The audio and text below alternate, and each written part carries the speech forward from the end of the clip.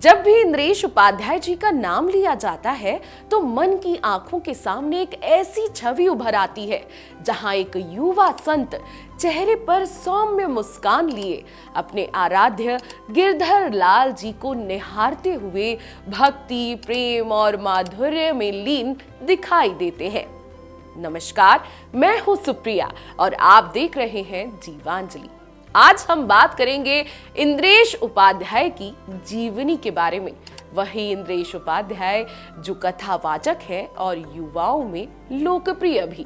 जी हाँ, वृंदावन की पावन भूमि से निकलकर आज देश विदेश में भागवत कथा के माध्यम से युवाओं के हृदय में भक्ति की अलख जगाने वाले युग के लोकप्रिय भागवत कथावाचक व्यास जी इंद्रेश उपाध्याय आज किसी परिचय के मोहताज नहीं है।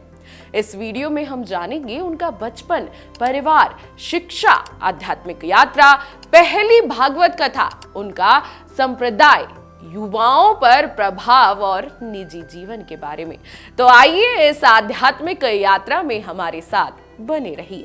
पूरा नाम इंद्रेश उपाध्याय, जन्मतिथि 7 अगस्त 1997, जन्म स्थान वृंदावन, उत्तर प्रदेश। इंद्रेश उपाध्याय जी का जन्म भगवान श्री कृष्ण की लीला स्थली वृंदावन में एक ब्राह्मण वैष्णव परिवार में हुआ। उनका परिवार पीढ़ियों से भगवान श्री कृष्ण की भक्ति में रमा हुआ था। उनके पिता श्री कृष्ण चंद्र शास्त्री जी, जो कि ठाकुर जी महाराज के नाम से प्रसिद्ध हैं, स्वयं एक प्रतिष्ठित और अनुभवी श्रीमद् भागवत कथाकार भी हैं। ऐसे पवित्र और आध्यात्मिक वातावरण में जन्म लेने के कारण इंद्रेश जी को बचपन से ही भक्ति, संस्कार और वैष्णव परंपराओं का अनमोल संस्कार मिले। उनकी माता पिता, दादाजी, बहनें सभी कृष्ण भक्त हैं। उनके परिवार में हर दिन भजन कीर्तन, पूजा पाठ, शास्त्राचार्य, सामान्य जीवन का हिस्सा हमेशा से रहे। जहां सामान्य बच्चे खेल कूद में व्यस्त रहते हैं, वहीं इंद्रेश उपाध्याय जी ने कम उम्र में ही आध्यात्मिक गहराई दिखाई देने लगी थी। उनके परिवारजन बताते हैं कि वे बचपन से ही भगवान की कथाएं बड़े ध्यान से सुनते, भजन गुनगुनाते और संतों की संगति में प्रसन्न रहते। इंद्रेश जी ने अपनी प्रारंभिक शिक्षा वृंदावन के कन्हैया माखन पब्लिक स्कूल से प्राप्त की, लेकिन उनकी असली शिक्षा शास्त्र, संतों और अपने पिता से सानिध्य में हुई। मात्र 13 वर्ष की आयु तक उन्होंने संपूर्ण श्रीमद् भागवत महापुराण का गहन अध्ययन कर लिया। यह अपने आप में एक अद्भुत और दुर्लभ उपलब्धि मानी जाती है। इंद्रेश उपाध्याय जी ने एक साक्षात्कार में बताया था कि उन्हें शुरुआत में गायन का अत्यंत शौक था। उनकी आवाज में बचपन से ही एक विशेष माधुर्य था। वे गायक बनना चाहते थे, लेकिन स्वयं कहते हैं कि गिरधर लाल जी की कृपा से जीवन की दिशा बदल गई।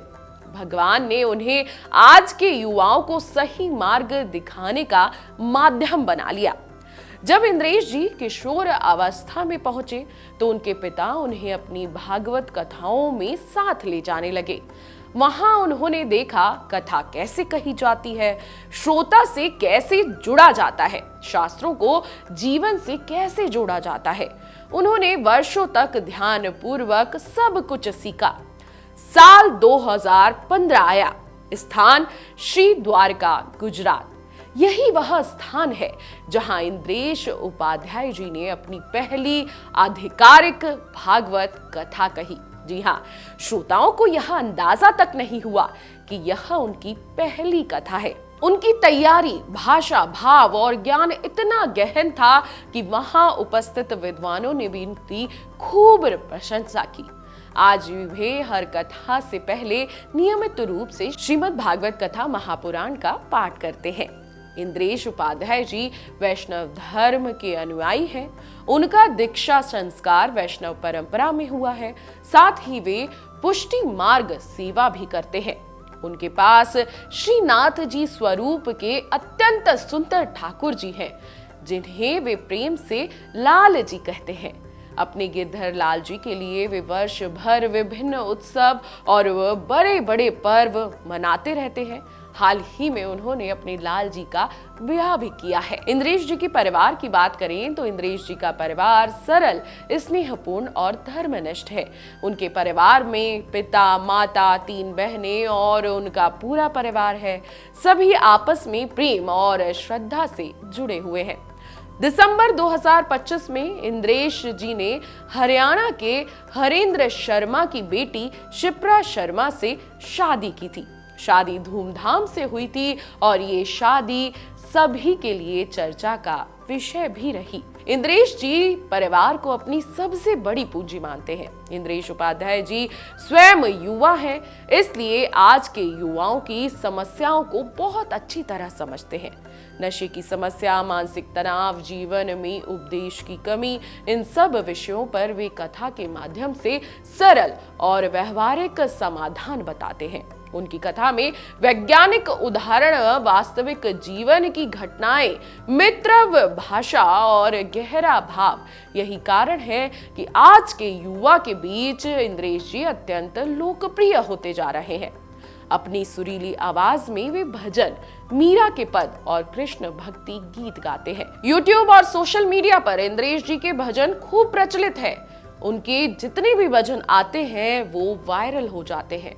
आपने वो भजन तो सुना ही होगा, करके इशारों बुलाई गई रे। इंद्रेश उपाध्याय जी केवल एक भागवत कथाकार नहीं है, बल्कि वे भक्ति का वह जीवंत स्वर है जो भाव, विश्वास और प्रेरणा को एक साथ जोड़ देता है। वृंदावन की पावन गलियों से निकलकर उन्होंने आज लाखों हृदयों तक भक्ति की ज्योति पहुंचाई है और अपनी मधुर वाणी, वह सरल भावों से वे वास्तव में इस युग के कथाकार सिद्ध होते हैं।